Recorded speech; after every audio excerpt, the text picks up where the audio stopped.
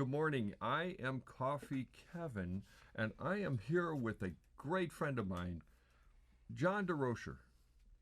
And John is one of the founders of. You were with us with CoffeeCon when we first started it up. And you are a neighbor of mine. And when I moved in, I couldn't believe that you lived 2 doors away from me. It was like a major coincidence. It is. It's really great. And Kevin gives great coffee advice. He is a dear friend of mine and really helped me along my coffee path. So here we are today. Here we are, and I mean, I couldn't have. That realtor was right when they said they could almost smell the Canadian bacon cooking in the country kitchen. Because when we picked this house, and anyway, it turned out to be what a break. At first, I'm like, oh, I'll have the usual neighbors that just enjoy football and stuff. I'm sure you enjoy that too. But I would never know, because every time we get together, we end up talking about coffee. Of course. And one of the funnest experiences I had was on your birthday, when you drove me in that little sports car out on the expressway to the. We went and got a coffee place, Chava. Yeah. Rich at Chava, and we got the trifecta coffee. Yeah. Oh, that was wonderful. Yeah. Well, you are an avid home roaster. Yes. And as you know, I'm a recovering home roaster. Okay. Our marriage therapist told me, don't ever do it again. Because I did ruin a Thanksgiving gathering by roasting. You know, it was a little smoky it was an apartment at the time. It wasn't this place. Yeah, I get to roast outside mostly, or in the garage. Now, do you think we'll be able to roast today? We can. My wife does not prefer the smell of roasted coffee in the house. I think it's delightful. So, as long as your wife doesn't mind, I say let's go for it. Well, let's think about that for a minute. Okay. You know what, Michael? Maybe you could crack the windows a little bit when we do that, and try it and see if it helps us.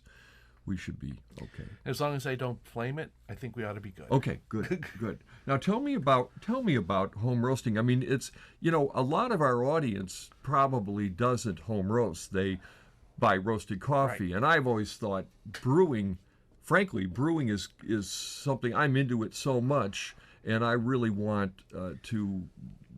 I don't home roast because it's a whole other set of science and knowledge and technology to deal with. But why do you do it? It's fun. Okay. Green beans are about half the price, maybe a third the price of store-bought beans, and the roaster is not. This was $250, so it's not a money thing really. It's more just pleasure and enjoyment and creating something. Do you really think you get? Do you save money roasting at home? Over the long haul, probably. But it's more of a hobby. Okay, and it's, of course, the roasting, just like anyone in the audience here knows, all the different parameters of brewing change the flavor. This is a whole other world, isn't it? It is incredibly impossible for me, at least at this point, to get consistent roast throughout. Temperature, the ambient temperature, even roasting 2 or 3 in a row, the machine will warm up, and I'll have a different roast for each of the batches of beans. Mostly it's fun. And you know what? I haven't roasted a bad batch. Really? They're all drinkable? They're all... That's not been true in my roasting. I wasn't good. No, they're all as good as a coffee shop.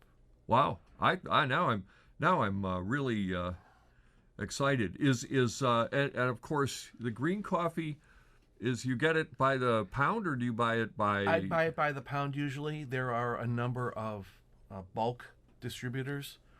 Green Coffee Buying Club I'm a member of. I'm getting ready to buy a 50-pound bag from them. Some cost sharing with a friend, and we'll roast together. So okay, yeah. I'll be very interested to see this. And tell us, what roaster are you using? This is the Freshroast SR700. It's been discontinued, but I bought this because normally I have it hooked up to a PC, and I control the roast through the computer. You do? Yeah. Oh wow.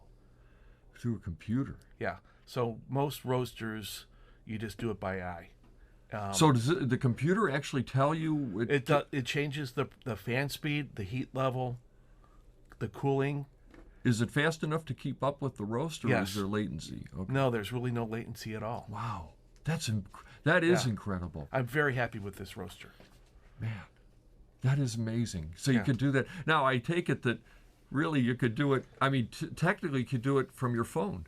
I mean, or an app. Not that I know of, because it's a Windows-based program, and my phone's an Android. So. Oh, well, that's right. Mine is too. So I guess we won't find out. But it's cool enough that you can do it by the computer and actually get that kind of.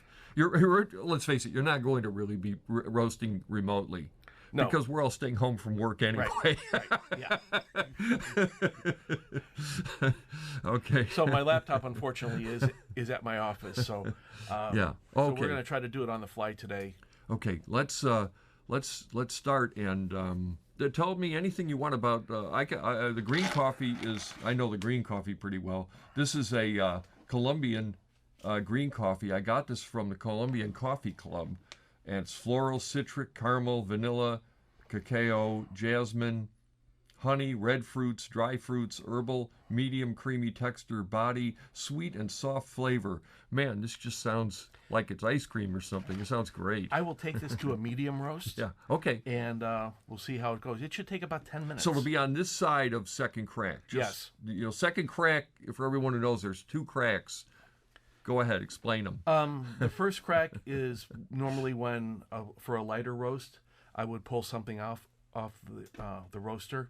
The second crack, the flavor is more fully developed. Okay. Anything beyond second crack, now you're into the French and the Spanish roasts.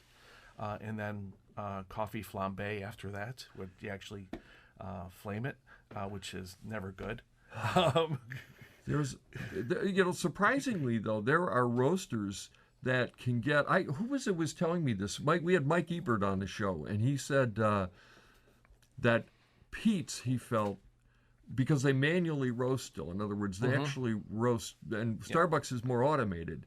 And he said Pete's, he believes, can go darker and still keep the coffee flavor. It's true. I have some Pete's coffee that proves it. I mean, it is. It's second crack, all right, beyond. So the second crack, for what I found, is a little bit more subtle than the first crack. Yeah. So you really have to pay attention to the roast. But we'll take it just beyond the first crack. Okay, and it'll be fascinating to see this done.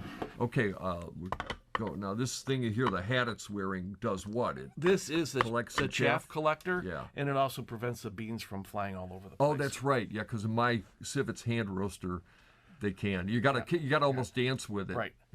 Okay. All right, so it's gonna be a little noisy. I apologize for. Can you guys hear me okay still if I'm talking? Okay. So we're preheating the machine right now. Preheating. Okay. It's in a preheat stage. I'm just trying to dry out the beans a little bit. Okay. And really not start them roasting. So this actually has a preheat stage. Yes. Mine doesn't. I just have one that's on and off. It's like a popcorn popper. Wow. Can we get close-ups of this stuff, Mike, or is this too hard to... We don't need the bag anymore. There we go. Thank you.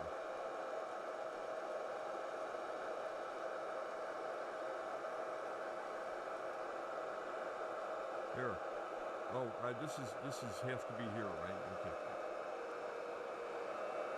Now I'm taking the fan speed down a little bit. All right. I can hear that. Yeah.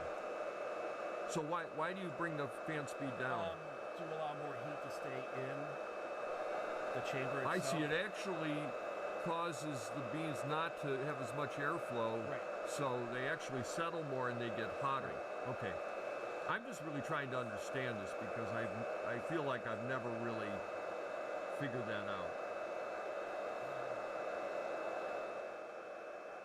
So now I've taken it to high heat. Okay. I've lowered the fan, and we can actually start. We're seeing the beans yellow. Yeah, they're changing color, aren't they? pretty neat.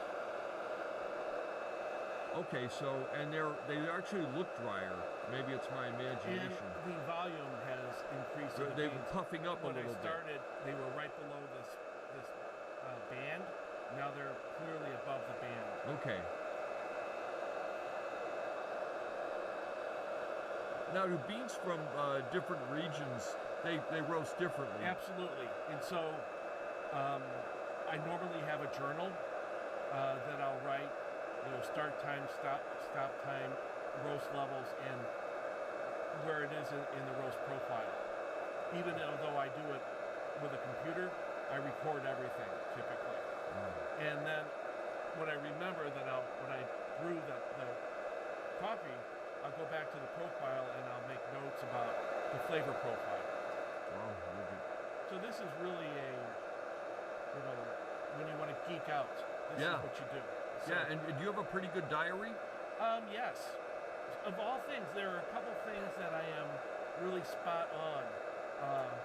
I weigh my coffee in the morning, and I keep a diary for this.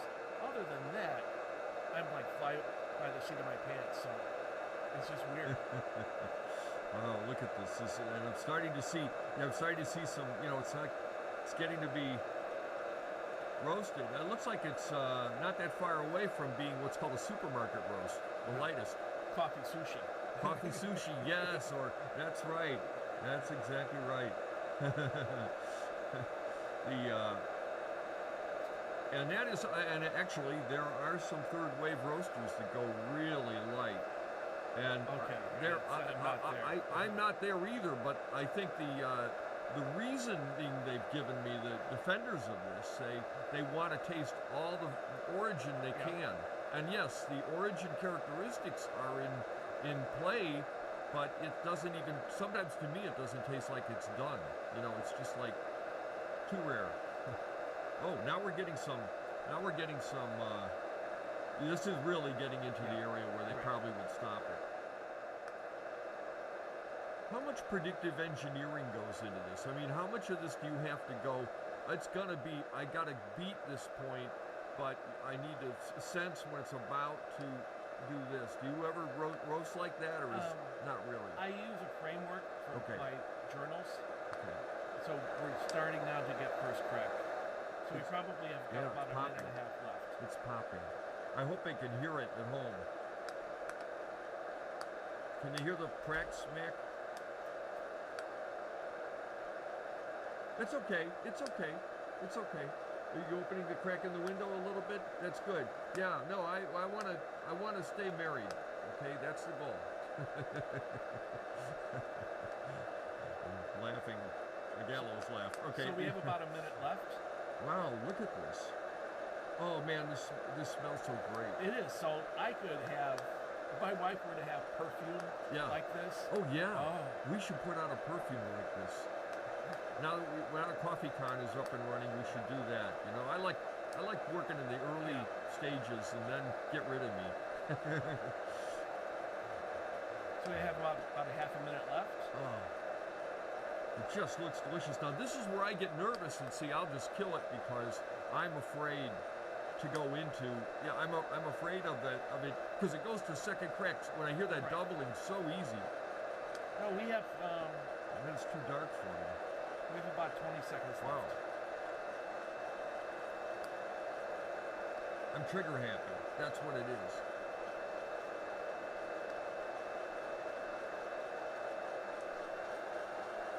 And now I'm going to cool it. I'm in the cooling phase. Okay, you're in cooling. I can hear the fan change tone. It's going to cool for about a minute. Yeah. Does this do a pretty good job cooling and stopping it in time? Because it's really important to be able to cool as quickly as possible. Okay. To stop the roasting. Yes. Yeah. It's a lot like cooking, really. Yeah. Oh, it is cooking, isn't it? Yeah. Wow. Now, do you roast in your garage typically? Yeah. I'll crack you got a pretty big garage. Yeah. So.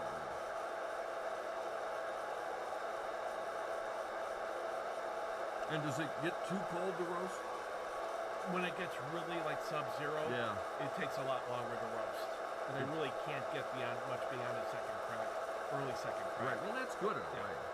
Yeah.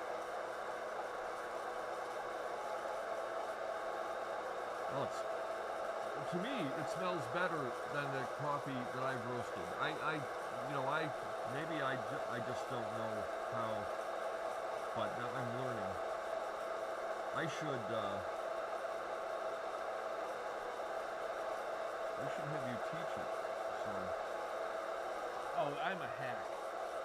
Seriously, there are.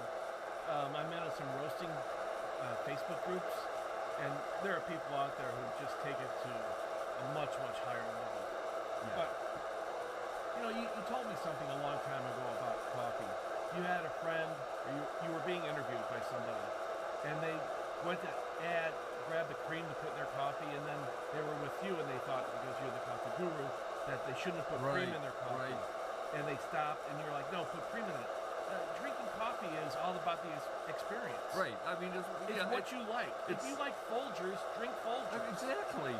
I mean, and sometimes I admit I enjoy coffee that's brewed and served and priced for a certain. It's like if you go into a diner, I want the experience of being there.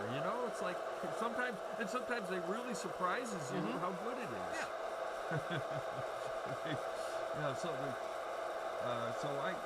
I remember that. That was a reporter from the Tribune. She was, it was, the other house. Well, this is, So we're just about done. It's great. Those are, and it's looking beautiful on camera, by the way, just so you know. Mike, can you punch it up? Yeah, look at John. Look at how it looks. Oh, look at it stopped. I'm always surprised when anything works. I don't know why. So the chaff is in here. If you can. All right. Can we get a wider shot of him doing this? This is kind of important. That's just the chaff remaining. There you go. I'll show him a little more because we just got the shot. There we go. Look at all that. Those are the skins, right? Yep. Of the coffee cherries. Yep. So something I learned not too long ago: when you're roasting decaf, you don't get the chaff. Have they already removed it? It's already been removed. Oh, wow. So little chaff left in here, but not much. And there you go. Oh. This is really... This is a keeper. Bill Gates, how about $1 billion to discover smell-o-vision so we can put this out, through an app or something? No, this is a keeper. It tastes, it's going to be wonderful. Well, I can't wait to brew it. And tell me, what you call this? This is not second crack. This is just beyond a medium. Crack. What would be called a medium roast. If someone goes to the grocery store, how reliable do you think the comparisons are between the different mediums? And light? I think each roaster has their own, but there's a general ballpark. Certainly within a roaster, light is going to be a little lighter, and medium's going to be a little darker, of course. But you're saying, in effect, it's not as if they're using Agtron numbers. Correct. And Agtron numbers, in case anybody doesn't know, a lot of people might not, is the lightness scale for roasting. I think it's pretty widely used in the business. I certainly know roasters who are very proudly will tell me. Of course, I know all the roasters, and they'll say, I don't use an Agtron. They don't. They're proud of the fact. To them, it's like to me, it's like looking at a VU meter when you're recording. I kind of do it because I don't want to be in the red. Yeah. Especially with digital, but not to them. Everything's so the independence and the feel. So, but this is I would call this a medium roast, especially in my world because I prefer darker roasts. Yeah. So this is medium for me. We could probably meet in the middle because I prefer a lighter roast, although not a. I prefer not a. I don't. Second crack is usually too dark for me. But I've had coffees in the last couple of years that are too light. Yeah. So, but this is a Colombian, and I prefer my Colombians on the medium side. Yeah, So, okay. You prefer to yeah. just get a Yeah. little more Right. out of it. What's the coffee you prefer lighter? Any? this is about as light as I go. Okay, Yeah. okay. There's a coffee that I like that is, I would like it right like this, but people tend to roast it darker, and I'll tell you what I think it is, and what I've been told it is by a roaster. Sumatras, and Sumatra is one of my favorite coffees. I've heard that Sumatras are typically roasted darker because what the roaster starts doing is they want the coffee to look beautiful and uniform, and Sumatra oftentimes doesn't look uniform until it's darker. So, but it doesn't look as good maybe, but I really like it. I like to taste. Yes. It's got a very distinctive taste to me. Indonesian coffees in general to me are among the most exciting. I'm not trying to diss other coffees, but I'm just saying I had a Honduran coffee from a grower that sent it to me this morning, and it was delicious. I mean, but I like them all. Yeah. You know, I'm kind of like I like them all. And one of the great things about if you buy in bulk, and I've done this with some Kona coffee. I've done light, medium, and dark on the same Kona, bean. Really? Yeah. Oh, really? And do you mix them together? Usually no. That's what Oren Bluestein does. Yes. He mixes his two lightness of Colombian in his blend. I haven't gotten that far yet. Well, you know, to me blending, and I've said this before, I think blending has become a lost art because the pressure is on to do single origins, and people feel like they're getting, dare I say, this hamburger when they're getting a mixed blend. Well, in my espressos, usually I buy a blend. I Yeah, have of course. a little light and some dark. Right. So, I think that's pretty common. yeah. So do you have a favorite region of coffee that you find, or No. do you find one No. that's hard to roast that you almost don't like because it's so hard to roast? I haven't gotten that far yet. I had some challenges roasting Yemen coffee Okay. when I did it. They were really tiny beans. Yeah. And I've had some pea berry Yes, from other yes. coffees, and I had a hard time with those particularly. I don't know why. Maybe I just didn't see them as well in there. No, so I've had some that I won't buy again. Okay. Well, Yeah. some that you just were It's your just not favorites. my Yeah. So, Your cup of tea, correct. as they would say. Yeah. I understand. Well, John, what's ahead? Are you looking to get a bigger roaster? Or are you happy with this No, I'm one? happy with this. The fresh roast. Yeah. I remember the first fresh roast. I remember the person who I met, and I tested. In fact, I think I wrote a review of it. It was I thought it was a really good machine. And of course, air roasting versus drum roasting. Right. Air roasting's different. Mm-hmm. Have you done any drum roasting? No, I have not. Well, I have a drum roaster if you ever want to borrow Okay. it for comparisons. All right. And maybe we'll have you back and you Good. can give us the spin on it. But it's really a pleasure. Now we came with CoffeeCon, and we had all those meetings, and we got it up and running. And the very first consumer class driven, and now there's some shows that like the New York Coffee Festival, they let consumers in, Yes. but they don't have any classes for them. They're really like I've been sneaking in under the wire at Housewares for 30 years. This year they canceled the show. 30 years I've been going to Housewares, and I would go as a consumer. I'd be open about it, but I'd always say I'll already write about appliances, and they'd end up letting me in. And I remember that you go up to someone and you start talking to them, but you had to be careful because the moment someone with a Macy's badge or some big retailer shows up, you're not important at all. They'll only talk to you when it's dead, really. Yeah. So I definitely think our show has the benefit of being something that really just is totally for consumer enthusiasts. It is. It's when the several that I've been to, people are just happy to be there and they're excited to learn. Yeah, we want kids there. Kids are free. I mean, the whole thing. I want the family to be there.